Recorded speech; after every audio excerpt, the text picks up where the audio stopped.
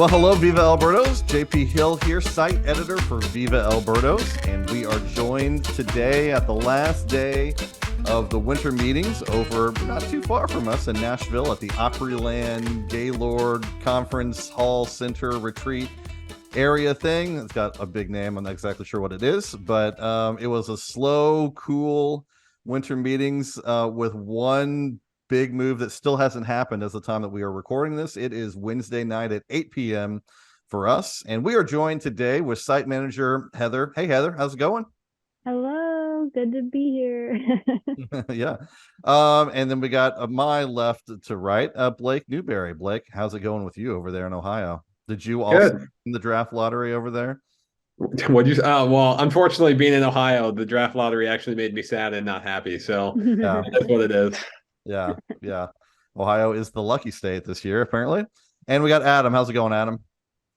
It's good, man. Unfortunate how the draft lottery went, but it's how the cookie crumbles. Hopefully, this will get a good player next year.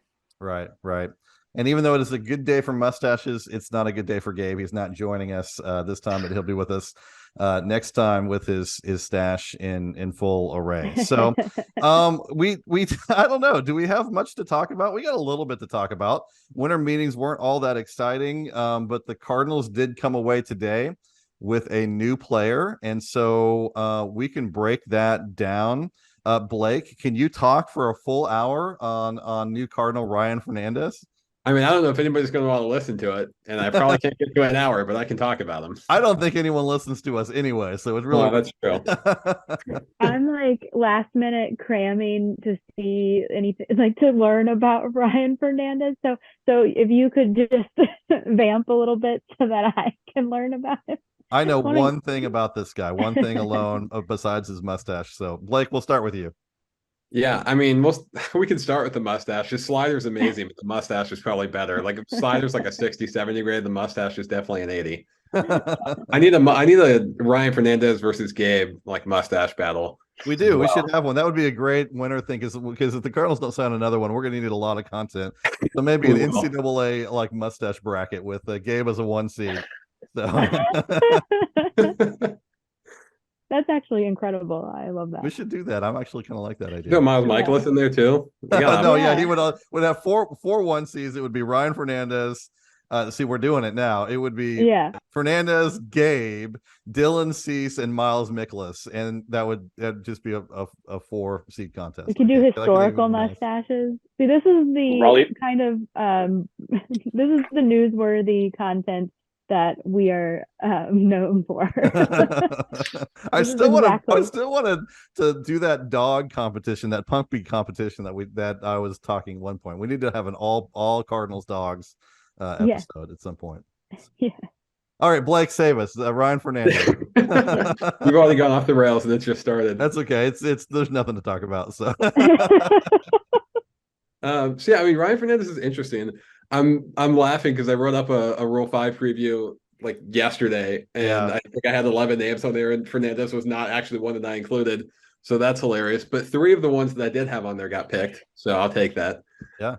But Fernandez is interesting. He misses a lot of bats. Primary cutter pitcher actually, and I believe he added the cutter pretty recently. It's nasty too, like a 40-something% whiff rate. I think he used it like 40 to 50% of the time too. Definitely a really good pitch. He has like a little bit of a gyro slider in there too. The 2 pitches kind of blend together a little bit. The slider miss bats a lot. Like they're going to miss bats. I would almost prefer to see him kind of maybe see if he can experiment with a sweeper a little bit just to add some pitch shape difference from that cutter. But I mean, it's hard to ask a guy to tweak a pitch that misses bats at like the slider was like 70% in a small sample size in AAA. So if he doesn't tweak it, he doesn't tweak it, and that's fine. I do have some concerns with the fastball. There's some injury history. So I know Kareem tweeted out that Fernandez had like a 17-inch average induced vertical break last year. That dropped to about 15 this year. And I'm wondering how much of that is caused by injury. So hopefully if he can stay healthy, that ticks back up to 17, which would be good because his fastball got just obliterated in AAA this year. I mean, average exit velocity was like 95. He gave up a ton of home runs on it. Just overall, not really a great pitch. He throws it hard. So like the velocity is there and he has that go-to secondary pitch. So really, if he can just get that fastball figured out, there's the potential for him to be a really good, a solid reliever. We'll say he has good control too, which is interesting for a guy who misses so many bats. But I do think part of that is because he draws a lot of whiffs. So it's not, or a lot of chases. So it's not necessarily because he throws a ton of pitches in the zone, but he also gets people to expand the zone, which is obviously a valuable skill. And he does have a little bit of a platoon issue. The cutter kind of helped with that, but lefties still hit him pretty hard. They hit him really hard over the course of his career, so he did get better at that. He's still just not perfect, so there will be some issues against lefties there. But like overall, it's a really interesting Rule 5 pick. I'm glad the Cardinals made one, picking so early in the Rule 5 draft, and because they need bullpen help. So if this guy doesn't pan out, they can just cut him, and they're down like $100,000, and then whatever they've paid him to that point. So I'm glad they made it. He probably was not my preferred Rule 5 pick. I actually really like Justin Slayton, who went with the next selection. But I mean, he's a good pitcher. He's an interesting pitcher, and I'm excited to see how it goes. Yeah. Adam, did you have a chance to look at some of the metrics? I know, our friends online post some things. Yogi Berra, by the way, on the site posted some stuff as well, who is not, I checked, not actually related to Yogi Berra. So, which I was a little bit disappointed about. But Adam, did you find anything interesting that you wanted to share, or had you run across that information yet? Yeah, I mean, that was also what Yogi said was something Kareem had said earlier in the day, and he actually kind of tripped out at you or whoever it was that when they tweeted it. But like, kudos to him when he pointed that out. But no, I mean, Blake really touched on his arsenal quite a bit. I mean, in just terms like of his fastball, he sits in like the mid to low 90s at 93.5 miles an hour. And he's got that really, really nasty slider. And, like Blake said, he's working on that cutter. He's thrown it more. I can see as the months have gone by, he's thrown it more in the second half of the season than he did primarily earlier on in the year, which, if that's more of an effective pitch, you'd like to see him, employ that more next year at the major league level if he does make the team, if he's not cut. Kind of just regarding, overall the fit on the roster, like we've talked about that, they need a lot of that pitching depth, especially in the bullpen. If they're going to be missing out on bigger names in the market just because they've kind of spent money already in the rotation. And, obviously worst comes to worst, they can make a signing later on, but this is a good depth signing to fill the back end of the bullpen. I do like it. And, worst case scenario, he doesn't make the team. You just next man up and they fill in the innings. And this, obviously there's still a lot of time, and, it's a good, stopgap for what it is now. They made the one move during the winter meetings, but hopefully they're still taking further steps to address, the pitching staff. Maybe they make that, maybe go for another reliever or two that's more effective. And then, the all potent and all that everyone wants big ace starter. So it's a good, it's a good continuing cycle. Another like check mark they filled, but hopefully, there's more to come and we'll see. Yeah, I think I can't remember now. I'd have to go back and look, and I'm not going to do it on the podcast, searching through Twitter, but either Gersh or Marmal, but it seems more likely it would have been Gersh today, made some kind of comment that, it was an opportunity for Fernandez to come in and compete, for his position, not necessarily guaranteeing him a spot. Now, obviously, if you don't know the Rule 5 draft rules, is that Fernandez would have to stay on the active roster, not just in the system, but stay on the active roster pretty much all season. You can't send him down, but there's some IL, stuff that factors in there, but have to stay on the active roster pretty much all season in order to retain rights for him. If at some point you send him down, he goes right back to Boston, and you have to pay, the transfer fee, which isn't very much. So interesting to think that they're talking about him as a guy who can come in and compete, and not necessarily a guy who's going to come in and be guaranteed a spot. But it seems to me, based on his stuff, that he's got a really good chance to make this bullpen. I think that, I realize King is a lefty, but I would take a chance with Fernandez over a guy like King. The one that I've got for you, Blake, would you take Fernandez? I know you haven't really watched him, much, but you haven't seen Zuniga much either. Would you take Fernandez over Zuniga right now, or which one would you take? Because right now I've got Zuniga on my roster just because of numbers. So yeah, I would 100% take Fernandez over Zuniga, and I say that as somebody who believes in Zuniga stuff, but like the Cardinals brought him in, and he had issues against lefties. He had issues giving up home runs. They didn't tweak anything, and then he still had issues against lefties, and he still had issues giving up home runs, surprisingly. So if he doesn't change anything, he's likely to be a guy who throws 100 with a nasty slider who just leaves balls over the plate and doesn't tunnel well and gets crushed. So until we can fix that, I would much rather stick with Fernandez.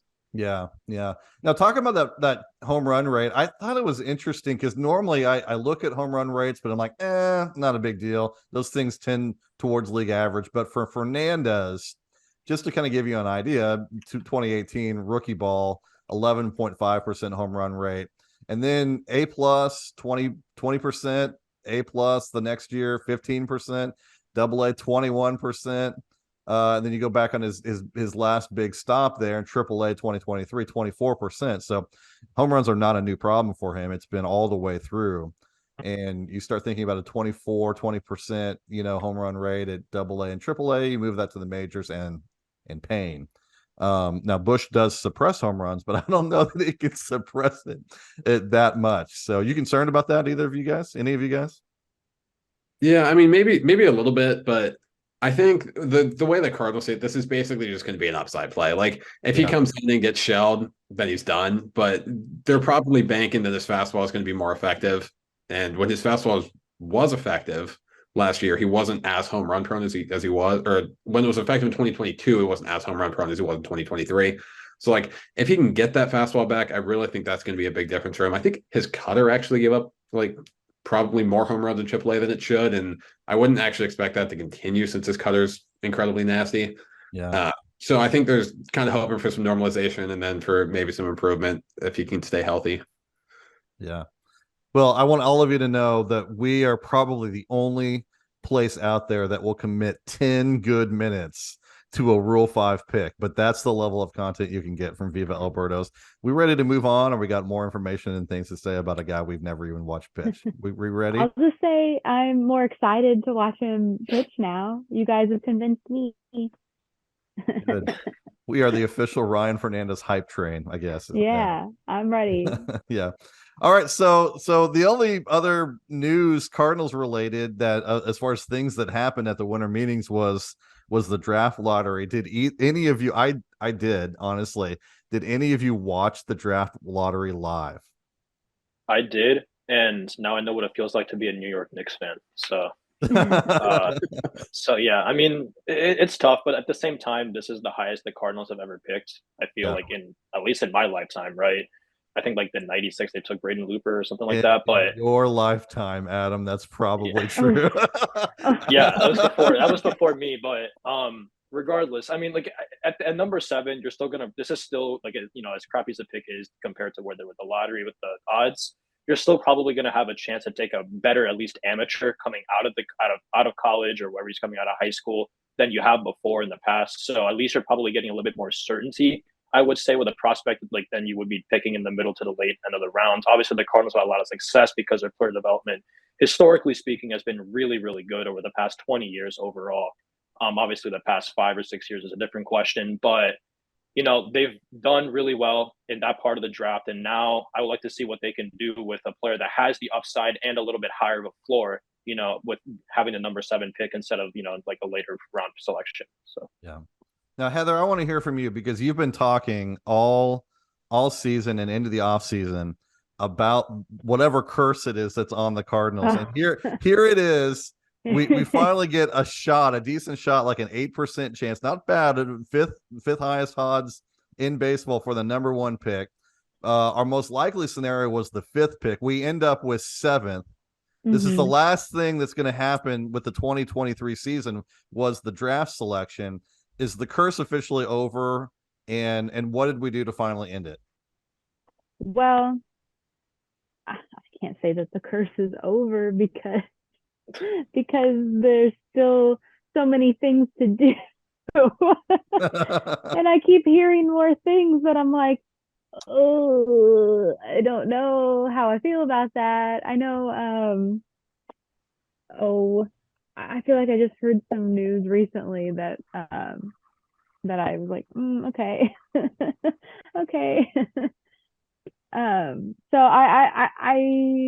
I think, sounding so confident right now, I think that is the final thing. I think that is, like the final, like if you're gonna be cursed, just go all in on being cursed and just like get one of the worst possible scenarios that you could have gotten and just like get it over with.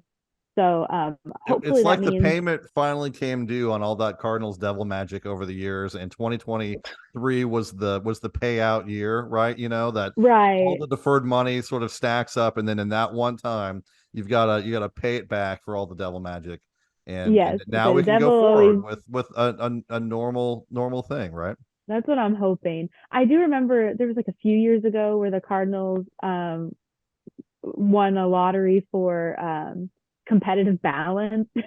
Oh And yeah, like people were furious because they had just had a very good season.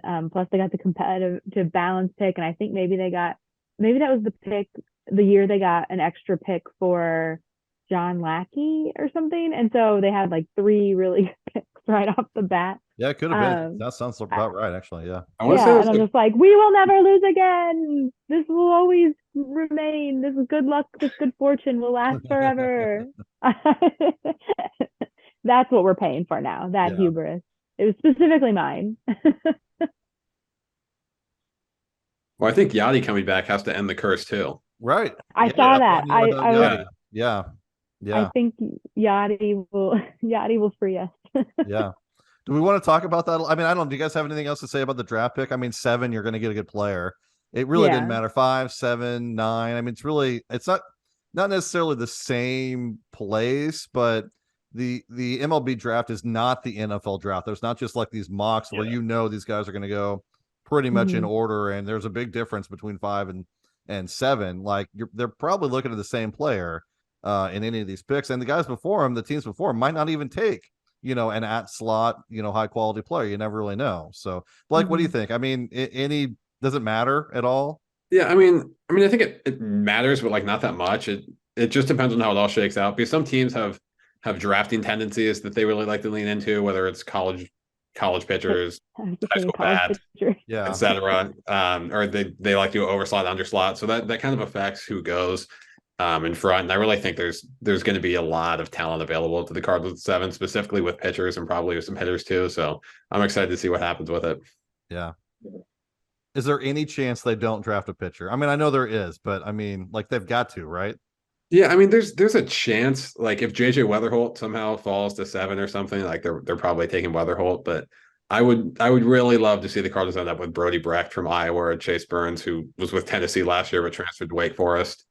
And should actually be really fun because Wake Forest has a really good pitching lab, so I'm excited to see what they can do with him. Yeah, I'd be pretty much in favor of them drafting the best Wake Forest pitcher they could as early as Yeah. possible. I'd be fine with that. Yeah. Okay, let's move on. Do we want to talk Yachty? I mean, we could. I didn't have him on the list. I don't really know why. I guess it's because it's been rumored for a while, and I think Mazalik said it's the worst kept secret. That Yachty was going to join the staff.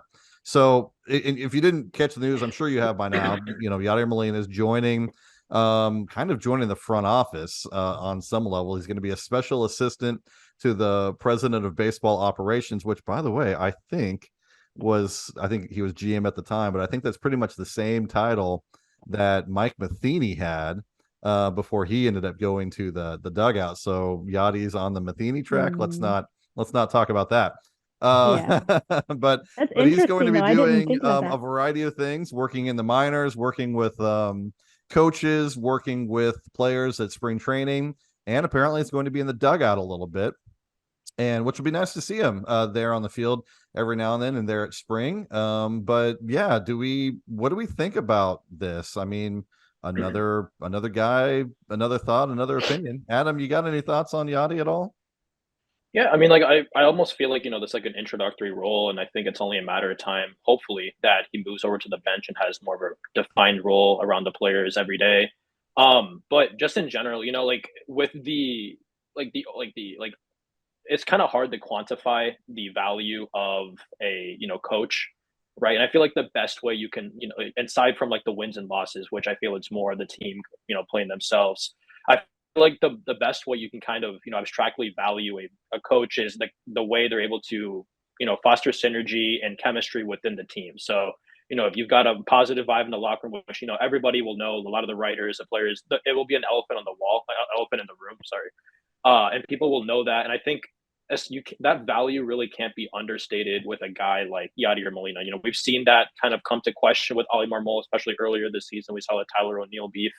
That was an issue with Schilt, and obviously aside from the philosophy of wanting to move forward with a more sabermetric approach, and he wasn't on board with that. We did see him kind of have some rift in the locker room with some players, and I do believe that Molina, given that he was just retired a couple of years ago, a lot of the guys are still on the team. He's one of the most respected people in the entire sport, and you kind of see that across all sports. It's like the former like multi-time All-Star, the Hall of Famer who becomes a coach. Those guys are amongst the most well-respected. Those guys recruit the best players that come to either their school, whether it's college or to professional rank. You see with Sanders and Juwan Howard. That's a different sport, but kind of seeing with like the overall respect factor that comes with a all-star future Hall of Famer player, I feel like that's unparalleled. And having a guy like Molino, you can't really quantify the value, but I think it's going to have a lot of just behind the scenes value in terms of shepherding everyone in the locker room. So that's my take on having him. Hopefully his role increases. I'm very excited to have him back. Did you guys, either of you two, Heather or Blake, notice the juxtaposition that happened like today or yesterday when Mozeliak was asked about Marmol and talked about how much he liked Marmol, but then also said, but we have an owner who demands a certain level of production, of outcome, right? Basically implying that Marmol needs to win, otherwise he might not be around. So there's that one hand on Marmol, is Marmol's got to win, otherwise he might not. Oh, and also we're announcing the signing of Yadier Molina to a special assistant to the president of baseball operations. And then Descalzo comes in too. Is there anything to that, or am I just playing conspiracy theory for fun? Which I do. I mean, I think there's something to it.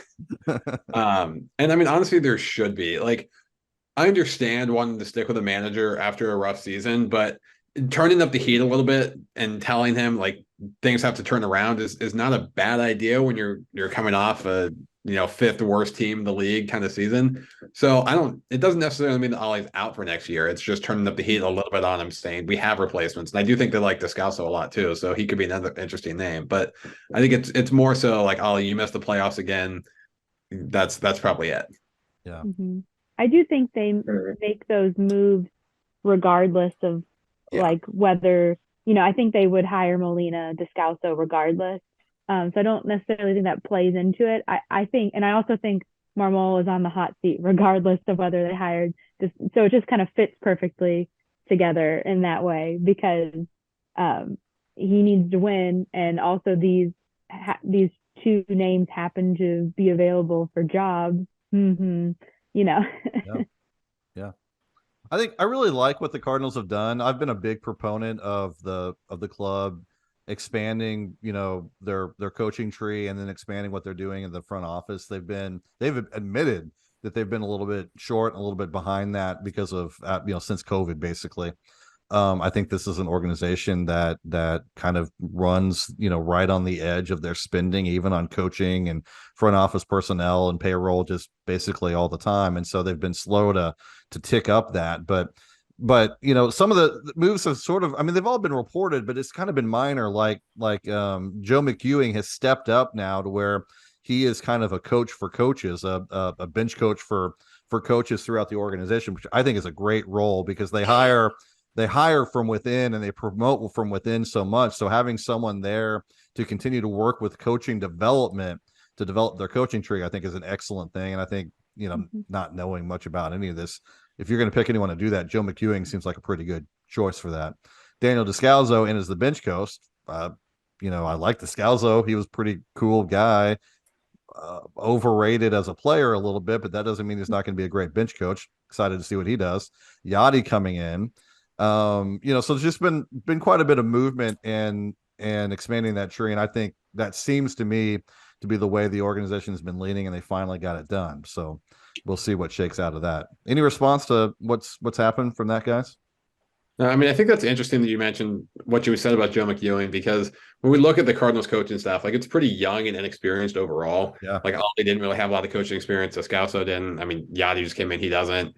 Pitching coach doesn't. Like, it's probably smart to have a guy like McEwing still involved in the organization, even if they didn't want him as a bench coach, but maybe a guy that other coaches can go to and kind of still see some of that training. So I think that's a good spot for him. Yeah. Well, I think that's enough on the coaches. Let's move on to another really interesting. I mean, with the winter meetings where nothing really exciting happened. There was an awful lot to talk about. And one of them was Tyler O'Neill. The Cardinals, John Mozeliak came out and basically told the world what the world already knew, which was, hey, we are looking to trade Tyler O'Neill. And I can't really remember, maybe you guys can, but I can't really remember a time where Mozeliak came out and broadcast to the public a player that he was going to trade. So that was a little I was unusual. gonna say the same thing. So Yeah. it seems strange. Yeah. For him. So react. I mean, like, this didn't surprise us at all. Should they trade him? Should they not? Should he have kept his mouth shut? Is it going to impact the negotiations at all? Adam, we'll jump in with you. Answer one or any of those questions that I just threw out at you. Yeah, no. So I'm honestly kind of surprised, and I tweeted out also. I was like, "Is Mo speak dead?" Meaning like the kind of beating around the bush and the kind of the political speak of the baseball side. Trying to see what his moves are going to be. I was kind of surprised that he was as blatant as he was. Obviously, just given his past. But in terms of O'Neill specifically getting traded, like the rhetoric is that like they want to move him because obviously he's on his last year of team control. And I guess they're banking on Dylan Carlson to be that fourth guy. And I guess if he is going to be the fourth outfielder, if they're keeping Edman to center with Nootbaar and Walker flanking him on either side, I think that's maybe not the worst idea. And then you have Wynn at shortstop. And if Carlson's your fourth guy, I guess it's not too bad. But I'm just kind of thinking and if it makes sense from that perspective, but if they're trying to win and go chips in all next year and trying to return to the former Cardinal glory, I think that you use whatever, you bank on O'Neill having a comeback season this year and, kind of treating him as like a 1-year rental, even though he's already on your team. And you trade away Carlson and get whatever value he has in order to, address, like maybe use him as a package for a Dylan Cease or whoever, or, maybe you address somewhere else in the team, maybe the lineup or the bullpen. I just feel that if they're trying to win now, Tyler O'Neill, even if he might be there for a limited at bat, you don't know how many games he's going to be there for. His offensive production is just night and day. When he's there, it's just night and day better than a guy like Dylan Carlson, at least from a projection standpoint, because he hits the ball as hard as he does. And we've seen him go off a couple of years ago with that 5-WAR season. I think the remnants are still there. He pops off for a month or two, and then he has the sluggish season. But even if he's like a 2-WAR player instead of with like a 110 WRC plus, I'll take that over the 2-WAR from Dylan Carlson, who'll do it from defense and have like an 80 or 90 WRC plus if we're lucky. So I get the strategy. I disagree with it personally, just because if they're wanting to win now, I think Tyler O'Neill is the better bet in left field or in the outfield, or even as the fourth guy. But I guess since it is the fourth guy, I can also see a little bit of merit to keeping Carlson. But just because they have the value to accrue from a trade from Dylan Carlson, I just think that, and keeping like O'Neill as your fourth guy with his flexibility, he's a really good defensive outfielder and he can hit a lot better than Dylan Carlson. So that's my personal gripe with it. Although I can see the pathway, and I think there is a path to success with it. It's just not the one I would personally take. And I guess most of everybody disagrees with me anyway on that. So I do think kind of like you sort of convinced me as you're talking too. Something is weird about it, right? Like over the season, there was all these different little whispers of like Ollie Marmol doesn't like Tyler O'Neill kind of thing, or the Cardinals don't like Tyler O'Neill, or Tyler O'Neill isn't working hard enough or something like that. And so that was weird. And now they're openly talking about how they're going to trade him. And the weird part about that, I think, is if you're like openly talking about trading someone, you kind of have to trade them then almost. Yep. Because no going back. Yeah. Because because then they just know that you wanted to trade them and there's kind of some friction there, right? So it seems weird to me to almost be like talking about someone's shortcomings and that and that you want to trade. Like, wouldn't you want to be talking them up in the season and then trade them? So it seems something's weird. Like either maybe Tyler O'Neill wants to go to a different team, or maybe there's some sort of friction there already, so they're not going to burn any bridges by saying we want to trade Tyler O'Neill. I don't know. It seems like there's already some not bad blood. That almost seems too dramatic, but there's already some tension there. So that's why they're just like, whatever, we don't care. This is, everyone knows it, we know it, you know it, he knows it. Let's just be out in the open about it. Why bother trying to hide it? That's the only reason why I would think you would kind of do this in this manner. Is if there's already tension there, it's going to happen, and you're just trying to make it as easy as possible. I don't know. Yeah, I mean, I agree with you. And I think my thoughts on Tyler O'Neill are kind of complex because I don't know if there is a world in which I would trade somebody who's 2 seasons removed from a 5 WAR season for like Right. a middle reliever. I'm not even sure you can get a middle reliever at this point. Yeah, exactly. Like if you're trading for less than a middle reliever, like you're trading a whole lot of upside for a guy who might potentially not even be on the roster like in the playoffs. So it's an interesting trade. And from a value, from like a talent perspective, I don't really see why they're doing it. I understand that they want Tommy Edmonds, the center fielder, which is a whole other thing. But to me, it just feels like they don't really like Tyler O'Neill. Yeah. Yeah. Like with the spats that they've had that Heather mentioned, like, and then I even want to like to tie it to a bigger issue. When all the Cardinals have talked about all offseason with their signings is clubhouse chemistry and leadership. And then you see them bringing in a guy like Yachty and then Daniel Descalso and Lance Lynn, like players who of past former like Cardinal glory days. It almost just makes me wonder that if they really just actually think there's a clubhouse issue and there's more to it than them just trying to talk up these guys, and that they do think that Tyler O'Neill's a part of that. And that's purely speculation because I have no idea if that's actually not in the clubhouse, and there's nothing quantitative to really measure that. But that's just kind of the sense that I get because I've never seen Mo come out and basically say we're trading a player in the offseason. And I really don't think he would do that unless he was willing to burn that bridge. Yeah. And it feels like he is. Brendan Schaefer. I was gonna say they've never said Tyler O'Neill specifically with most of these like little like whisperings we've heard, but it feels like it's about Tyler O'Neill, right?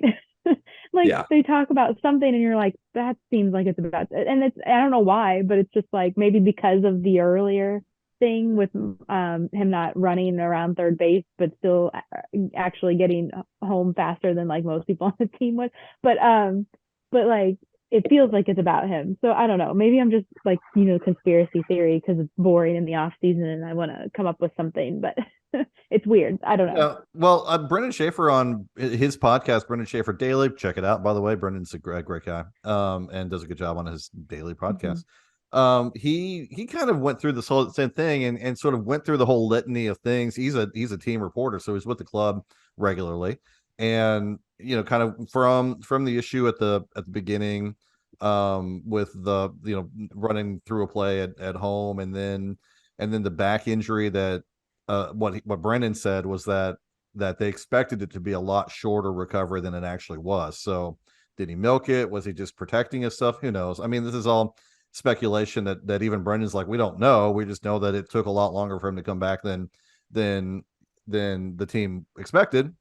And then I guess there was I don't remember this, but I vaguely remember it in Tropicana playing the Rays on their turf. There was a couple games where O'Neill was healthy and scratched himself for a couple days because he didn't, the implication was that he didn't want to play on the turf. And so that might have, that's the kind of thing that definitely can rub an old school, new school kind of manager like Marmol the wrong way. And you start adding it together and it's a whole bunch of speculation, but then they're actively trying to trade him. So yeah, Blake, you look like you're going to say something. No, I don't know. I hate speculating. I hate speculating about things like this. Right. Because those things out there and people are going to maybe take it out of context and we don't really know anything. But the pieces just all seem to fit. Yeah, they do. So it's hard for me to see it any other way. Yeah. Well, and like Mosaic is actively talking about like they're basically like, we take this guy. Yeah. Like he never does that, outfielder for trade, anybody. Yeah. And I don't recall him doing that. Even like, I'm trying to think of any time the only one that I can think of, and I don't think he might have said it beforehand. My brain's not working, but Stephen Piscotty. The only one that I can think of is Stephen Piscotty, but for a totally different reason, that they wanted to go home to be with his his mom who had cancer, so Mhm. completely separate situation. But I think he was pretty upfront about their desire to trade Piscotty, but not for bad reasons at all. So yeah. And they pissed off the one Canadian on the team. That makes you wonder if it's like it's an internal problem, or maybe it is like the one bad seed and Yeah, the whole bunch. But you gotta watch those Canadians, man. Yeah. You really gotta watch. Famously difficult to get along with Canadians. There goes that streaming market in Canada that I think was a big part of their plan next year once Bally ends. But actually, I was thinking about it though. Like if it seems like Mozeliak and Marmol are like dead set. We can talk about this plenty in the offseason. Dead set on improving center field defense. So that means Edman's going to be in center. Based on what I saw from O'Neill last year, I really thought O'Neill could play center. I mean, I knew he hadn't really, but based on his skill set, his speed, his hands, his ability to track balls, seemed like he was going to be about an average center fielder. He wasn't, right? So he just didn't look comfortable out there. So if you think about O'Neill as like, locked in almost certainly to left field, then what I can see from their perspective, them saying, well, there's no way that we're going to pick O'Neill over Nootbaar. And I think we would all kind of agree with that. Like O'Neill has a ceiling of 4.5 WAR. I think that we kind of believe that a full healthy Nootbaar for a whole season is 4 to 5 WAR. So somewhere in that range. I'd pick Nootbaar over him. I don't know that he's any worse defensively. I don't know that he's better, but he's not far behind what O'Neill actually would be now. So it kind of makes sense for them. And then they think of Carlson as like a legitimate starting or backup caliber center fielder if Edman has to, and he will have to play some shortstop for up to 10 to 25 or 30 games in the season. Carlson's there. So that roster construction kind of makes sense if you're starting with the assumption that Edman's going to be a center fielder. Yeah, I mean it does, and I think that's kind of why they wanted to do it that way. I think like all the drama speculation stuff plays into it, but like Carlson's just a better fit for this roster if they want to play Edman. And I think really that's them wanting to play Wynn, which then bumps Edman back to center field, which then also bumps O'Neill out of a job. Right. Yep. And also, the other thing they've talked about, and I don't agree with this at all, but it's something they've talked about, that they want to have more consistent roles for these guys, and they want to make sure they get the playing time that they need. And I mean, okay. I mean, that's fine. You can take that approach. I still think a more versatile offensive roster, I guess, is good, and moving guys around a little bit is fine. But considering the defensive downturn that they had last year, I can see why they're wanting to basically react to the opposite extreme this season. But I think it's an overreaction. Okay. I have something else on my list. My phone just turned off. So what was it? Trading Tyler O'Neill. Yes. So question number 4 on our master list here. This is, by the way, our organizational structure is 1-4 text. That's all the organization you get for this, guys. Is anything big coming? Are we? The Cardinals are definitively stating that they're not done, but they could be looking to add a non-roster invitee to spring training, and they would still say they're not done. So, is this team not done? Is it done? Is it just a reliever? Or are we going to have another big move? What do you think, Adam?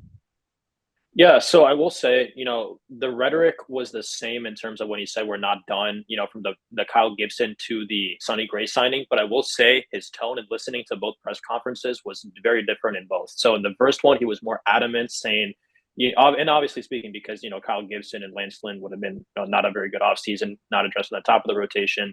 But I guess with Sonny Gray, I guess they technically did that, even though there's still plenty of room for improvement. So he's kind of just like checking the box now and saying, okay, yeah, there's still more to do. But he kind of just like nonchalantly said it instead of more kind of emphasizing it the way he did, at the beginning of the Kyle Gibson press conference. And that was different, obviously, here for the Sonny ones. And it almost makes me feel now, you see the Juan Soto domino is about to fall, knock on wood, to the Yankees. We see, and we're not really hearing a lot from the offense front. Cody Bellinger is kind of doing his own thing, and like other players are not really linked into St. Louis, and it's really, you're not even hearing Blake Snell anymore. Yamamoto is kind of more, you're not really hearing the Cardinals in on him anymore. Yeah. Shohei is his own thing, and it almost makes me feel like the one last option, the last resort probably here that we're looking at is going to be Dylan Cease. And if they don't get Dylan Cease, I think that's probably going to be it. They may make one or two like depth signings, but I think they're probably done spending like shark money, and I think anything the last piece is going to come via trade if they do it. They could complete, and they're not even the front runners for the Dylan Cease for Dylan Cease. I don't even know if they're in the top three anymore, honestly. Considering what other teams are looking to offer and kind of their arsenals that they have in terms of prospects to give Chicago and better upside prospects. Is you can't just accrue value on baseball trade values. You got to have someone good in order to give them. And I don't think the Cardinals have that top end prospect that maybe Chicago is looking for.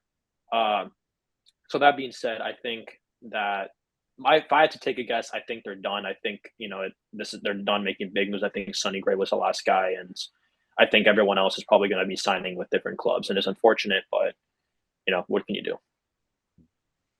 Yeah, I think Adam's probably right on that. I don't think they're necessarily done. I think they're probably done, but I still think they're going to be sitting in that trade market, whether it's a Dylan Cease. I think with the kind of the Bally Sports money kind of stuff, their payroll might be a touch lower than we're expecting it to be. So like Tyler Glasnow might be out of the equation, considering they still need to bring in two relievers. He could still very much be in it if they don't want to be giving up, key players or key prospects. That could be a good option. But I think it's like Adam said, it's really Cease. Maybe the Marlins, because they're rumored to be open to offers for their pitchers. I think the Mariners might have said something similar. It's like I wouldn't be shocked if Mo was calling around and seeing if there was a deal that really suited his purposes. But I think his comment today, and I know we'll talk about it in a minute, but about the Cardinals being World Series contenders, that to me is a comment you kind of say when you think the roster is basically formed. I feel like if there was more coming, that comment might have come in January or February as opposed to now. Yeah, I think he would have said, I think we can be. We still have some more work to do and still have some ways that we're looking to improve this team. And I think when we're done with that, we will definitely be World Series contenders. But yeah, he just came out and said it, and we will get to that here in a second. So, Heather, what do you think? Is this it? Or are you still holding out hope that something big's going to happen? I think there's much left that's big that could happen, right? There's most of, like, kind of like Adam said, there's most of all the big signings and stuff are either done or kind of wrapped up other places, and the Cardinals aren't really involved. So I maybe, like I said, maybe they're not done because maybe there's the Tyler O'Neill trade is going to happen, and maybe it'll get something. And I don't think they're going to get anything super interesting from that, but it'll be something. So I don't think they're done, but I don't think I don't think there's going to be anything interesting going to happen anymore. Yeah, I tend to agree. I do kind of wonder if the Cardinals aren't just sort of sitting there holding on to their one scarcity resource, is what I've been saying. They're like the one team that has offense to offer, and pretty good offense. I mean, you're talking about ranging from, they're not going to trade Nootbaar, but people are asking for Nootbaar, Gorman, Carlson, Donovan Carlson. I mean, say what you want. Some of those guys have some flaws, but that's about some of the better offensive pieces on the market. Even a guy like Donovan, who we might think of being somewhat expendable as a middle infield, outfield utility guy who doesn't really have a starting spot. He's a 2 to 3 WAR player that another team could really, throw in 2 or 3 positions on the field. He's an attractive piece. And I almost wonder if the Cardinals, if their plan isn't just to kind of sit back and just sort of say, hey, did you miss out on Snell? Did you miss out on this guy? You didn't get the player you want. Well, here you go. You want to pay up for an offensive piece? We'll give you an offensive piece, but you're going to have to pay for it. You're going to have to give us a good deal. And I think that's kind of what he's doing with Snell not going yet, Yamamoto not going yet, Glasnow still on the market. I think like Blake said, Cease is the guy. Cease is the guy they're looking at. Maybe one of the Mariner pitchers, but there's less smoke around that.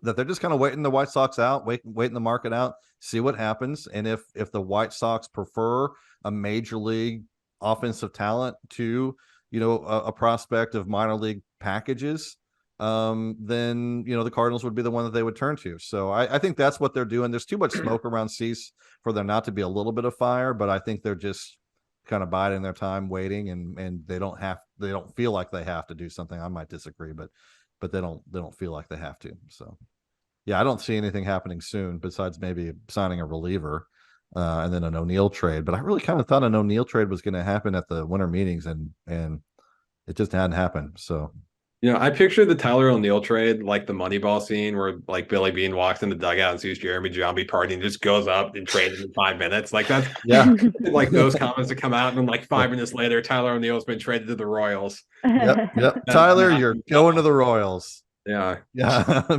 So the traveling secretary will help you with your stuff. Have a wonderful day. Yeah. Yeah. I mean, I can see us getting like an A-ball reliever or something at this point, just the way that this has gone.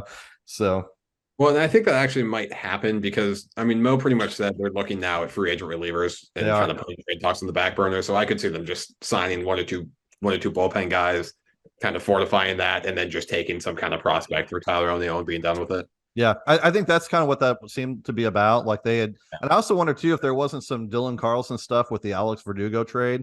Like those kind of match up a little bit, and I wonder if either the Cardinals didn't want that kind of package for him, and really thought that Carlson was more valuable to them, and so the Yankees, I wouldn't say settled, but went to the more consistent but less productive option in Verdugo. Who knows? But because there was a lot of smoke around a Yankees Cardinals trade from the trading deadline on. So yeah, I really think that maybe the Cardinals sent that stuff out there with Tyler O'Neill and got very little in response. We're like, okay, we'll just sign relievers and we'll just take whatever we can get from O'Neill whenever someone wants to come shopping. So the last thing that I've got here, we got about 14 minutes left. I've got a timer on the screen now, so I can tell exactly how far into this thing we are instead of guessing.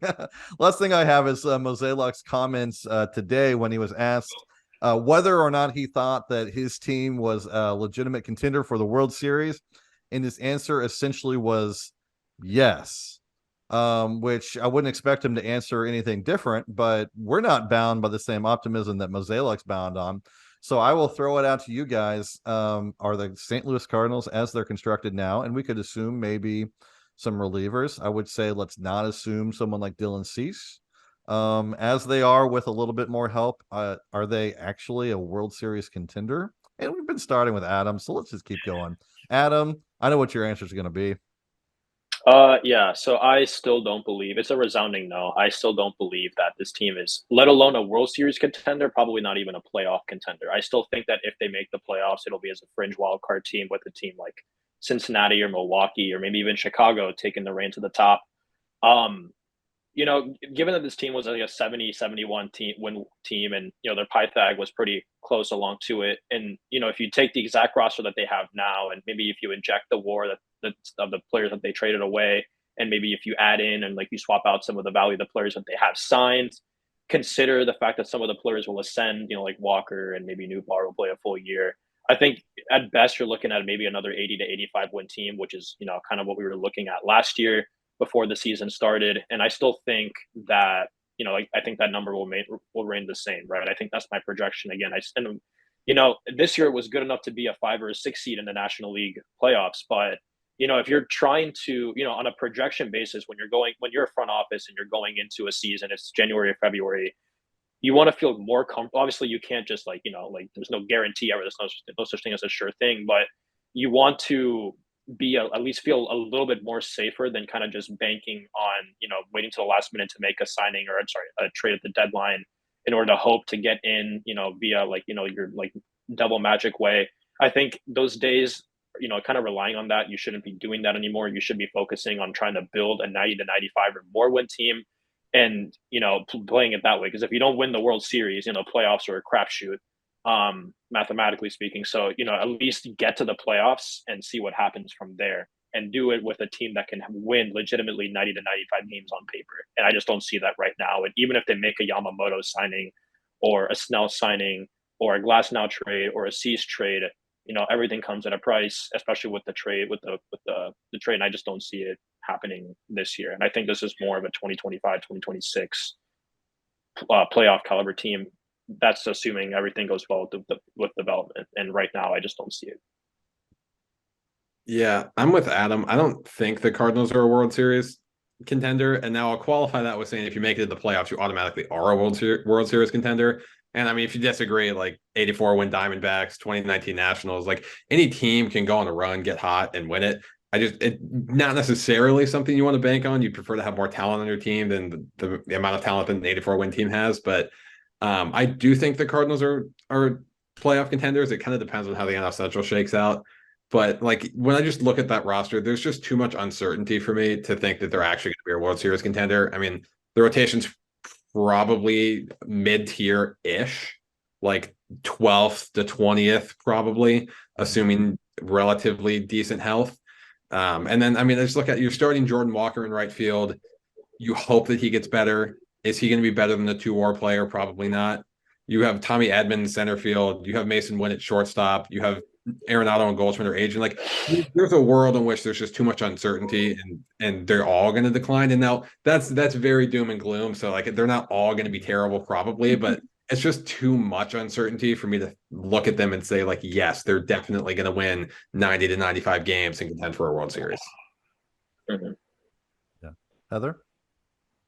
They're a World Series contender in the fact that they play in the Major League Baseball league, and like that makes them a contender by definition, and that they they have a chance. But like if they make the playoffs, I don't like how that rotation would line up against other playoff contenders. They don't seem to have a true number one or really number two. They have a couple of threes maybe, so that kind of concerns me lining up, especially in a shorter I think the wild card is 3 games now. Mm-hmm. So if they made, and I'm trying to figure, I can't even remember how the playoffs work anymore, but if you're not the top division winning team, you have to play the wild. No, Are there 2 buys or 1 buy? I think there's just 1 buy, there's right? 1 buy, right? And then Yeah. and then there's 2 wild cards. As Cardinals fans, we should know this because we should have been, but I didn't know. Yeah. I'm like, what? How does it work now? Yeah. There's 2, and then if it's a full moon, they have Yeah, to. right. But if it's a Wednesday, so Yeah. I think there's the top team gets a bye, and then the other 2 have to face, Well, we could look it up later. Anyway, there's definitely a 3-game series at some point, and if the Cardinals make the playoffs, they're probably going to be playing in it. And I don't like how that rotation would line up for a 3-game series or even a 5-game series. Really, it's not. I don't think it's strong enough as it is. Yeah. But I will reserve the right for something interesting and lovely to happen, and someone to have a career year out of nowhere. Maybe that'll happen. Maybe Yadier Molina will do some magic, and that'll happen. Yeah. Who knows? Yeah. I've been saying kind of for the last week or so since after the Sonny Gray signing, I kind of did the math a little bit and sort of realized that, in my opinion, the rotation is disappointing. I like Gray. Gray's fine. Nothing wrong with Gray. He's a true, depending on how you define it, number 1, number 2 caliber. I'd put him as a number 1, but I do think that he's going to be stepping. He's not going to be a 5-WAR pitcher next year. He's just not. But a 3.5, 4, maybe. I mean, that's possible. That's the number 1, number 2 starter in the league. But like the difference between the rotation that they brought in right now and like the one that I wanted on my master plan series is only a couple FWAR. I mean, Shota Imanaga and Eduardo Rodriguez and Tyler Glasnow are all much better pitchers than we've got. But the gap between those two, assuming that they don't just get injured and fall out, is only like 1 or 2 WAR. So it's not a huge bump. Like that's not what's going to really make the difference on the team. So in my opinion, I know I wrote about this, so I'm kind of repeating myself with those that read the site, but the only areas that could really make a huge difference unless you believe that Nolan Arenado and Paul Goldschmidt are going to go back to 7 more players, which I personally don't. I mean, they might not be 2 or 3 war players, but they're not going to go back to 6 or 7. It is guys like Jordan Walker and Lars Nootbaar and Nolan Gorman and, I mean, that's kind of about it. I mean, maybe someone like if you really think that Andrew Kisner was a negative war player and Ivan Herrera could start 80 games and could be 1 or 2 or 2.5 war, well, I mean, there's other places that they could have significant gains, and it's all going to rest on whether or not these young, talented, star level players can become young stars. And if they do, then I suppose maybe they're a World Series contender. But I kind of think that those players are going to have to step up and perform quite a bit better just to get back to our normal 87 to 91 win total, because I do expect injuries in the rotation, and I don't have a whole lot of confidence in any other starter not currently in the top 5 other than perhaps Zach Thompson. And I just don't put a whole lot of stock in 6 or 7 starts.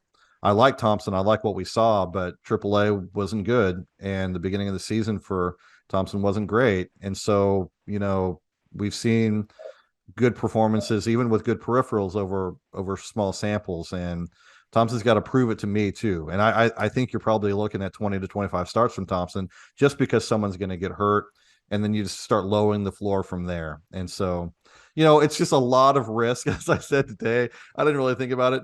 Mo is risking Ollie Marmol's job here, is what he's what he's doing, because Moselek's not going to get fired. He'll just get promoted out of his position. But it's a lot of risk, and I just don't think that they've got what they need to come out on top there. Maybe not even in the Central, to be honest. I expect the Cubs to make some significant moves, so we'll see what happens. Any last word, guys? No, but I feel like we've left this off on a depressing note here. I know. I was thinking the same thing. Like I could talk about how bad payroll is going to be to really, Yeah. I'm excited. Yanier Molina. Yeah. You know what? Even though I don't think like Lance Lynn is going to be as good as he obviously was years ago, it's kind of exciting to have Lance Lynn back. Yeah. I think it'll be fun, at least for shenanigans and stuff. Fastballs. That'll be interesting. Jim Hayes interviews. Yeah, I'm excited about that. Jim That'll Hayes. be fun. It'll be a good Jim Hayes. Yeah, because Sonny Gray also seems like a pretty good interview. So yeah, it's gonna be an interesting Jim Hayes year. But yeah, so if it's not gonna be like necessarily the best field product, at least I'm entertained. I have some good characters, some good characters, some good personalities. I'll take that. Miles Michaelis. Seems like he's always had a good personality, and especially with Adam Wainwright being retired, that's a loss personality wise. So yeah.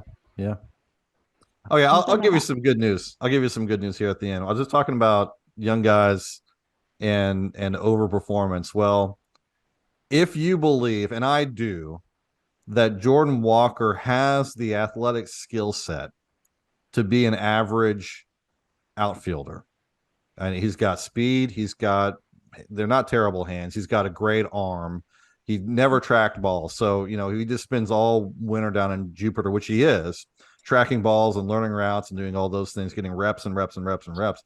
He can come back and be about a 0 OAA right fielder, which, by the way, that sounds average, but that actually would put him below average, because most outfielders are a little bit plus in OAA. But it wouldn't hurt his WAR that badly if you put him at 0, and then you just take his offensive performance as, what was he, 21? Was he 21 last year? 21, 22? I think it was 21. 21-year-old, 116 WRC plus as a 21-year-old, guys. I mean, that's like he's a baby. He's like Adam's age. So throwing shit at him. Sorry, man. I was gonna say, isn't Blake my age too? Like a year older, maybe? Yeah, but I don't know. Yeah, probably so. But when you're the youngest, then that makes you like 10 years younger than you actually are. You feel younger, Adam, because you haven't been on the side as long. I think that's really what it boils down to. Plus, Blake's like married and stuff, so Right. But anyway, back to my Wait, point you're is married? that I mean, like Walker should be a better hitter this year. He really should. He struggled at the beginning of the season, and there's some flaws in his approach and stuff like that. But if he takes the same kind of step forward that we saw from Nolan Gorman, and Walker's a better hitter than Gorman, then you start talking about a 120, 125, 130, 135. I mean, stop me when I get, run out of oxygen up here. There's a point where Walker's offensive potential at a 0 OAA, both of those are optimistic, becomes what? I mean, what's a 135 WRC plus right fielder with a 0 OAA? Well, that's like a 3-WAR player, Mhm. and anything above that is 4 or 5 WAR. Then you start getting into I won't say it. Yeah, I will. Juan Yeah. Soto territory, right? I mean, that's the extreme upside, but Soto can't field either. So there is potential on this roster that we haven't seen, and I personally think the Cardinals are banking on that. That's what they're banking on. That's where they're putting their eggs. They're not putting their money into it, but it's where they're putting their eggs, I guess. All Look, their what's eggs some in good that news? basket. The good news is Jordan Walker, and there's a chance that he'll be a superstar. There you go. And great personality, that Jordan Walker. Yeah, He's got everything. right. And Mason If Woodwin could not, he could hit better than a 27 WRC plus. That's likely to happen. Very likely to happen. So there's hope there too. Yeah. Well, guys, we're right at an hour. What did I say? I had a timer up there, and we would finish right at an hour, 1 hour and 1 minute. And so right on time. Hopefully the next time we get together, which will probably be one more time before Christmas, we'll have some more news and some more players to sign and talk about other than a Rule 5 draft pick. But for Heather and for Blake and for Adam, who's just about the same age as Blake, have a very Merry December, and we will see you around the site. Take care, everyone, and happy Saturday. Actually, I think this is going to publish on Friday, so happy Friday. See you guys.